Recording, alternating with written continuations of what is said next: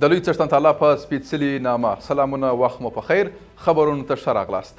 نن سه شنبه د 1403 کال د ثور هغوی میاشتې 4مه نیټه ده چې د افغانستان د اسلامي امارات د لوی رهبر ملا محمد عمر مجاهد د وفات له 11مې کلیزې سره برابره ده. د نن ورځ په مناسبت په ټولنیزو پاڼو کې د ځوانانو او قلموالو لخوا د ثالث عمر تر نامه لاندې هشتګ په لاره اچول سوی دی. د افغانستان د اسلامي امارات مشر او بنسټګر ملا محمد عمر مجاهد 11 کاله وړاندې د ورپېښې ناروغۍ له امله په زابل ولایت کې وفات سو.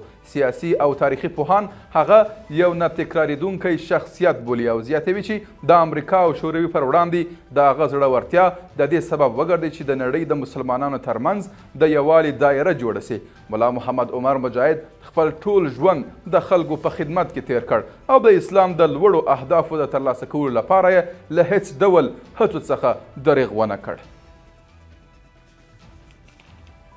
ملي دفاع وزارت وایي چې دغه وزارت سرپرست مولوي محمد یعقوب مجاهد له یو شمېر اروپا میشتو افغان علمي او فرهنګي شخصیتونو سره لیدلي.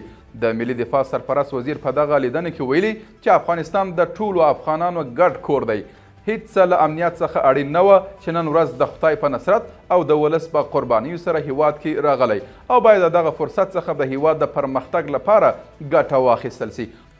ورته مهال راغلي پلاوي د خپلو نظرونو او وړاندیزونو په وړاندې کولو سره ویلي هغه څه چې په دغه سفر کې له نږدې لیدلي د غربیانو تبلیغات خلاف دي او هیواد کې د لویو پرمختیایي پروژو پیل ته هیلهمندي ښودلې.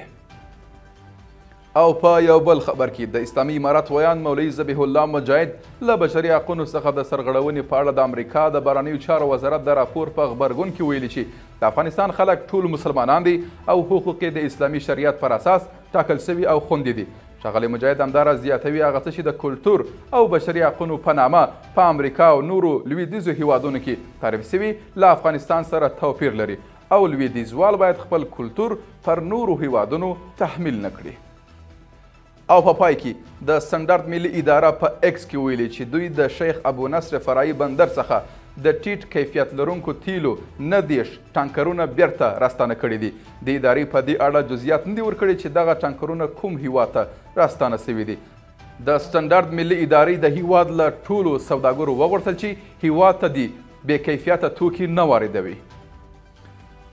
له ملتیا مو مننه. تاسو کولی شئ د عروج څیړنیزې او خپرندویو ادارې نورې خپرونې د سوشیل میډیا له طریقه وګورئ. تر بیا ښه وخت او ښې چارې.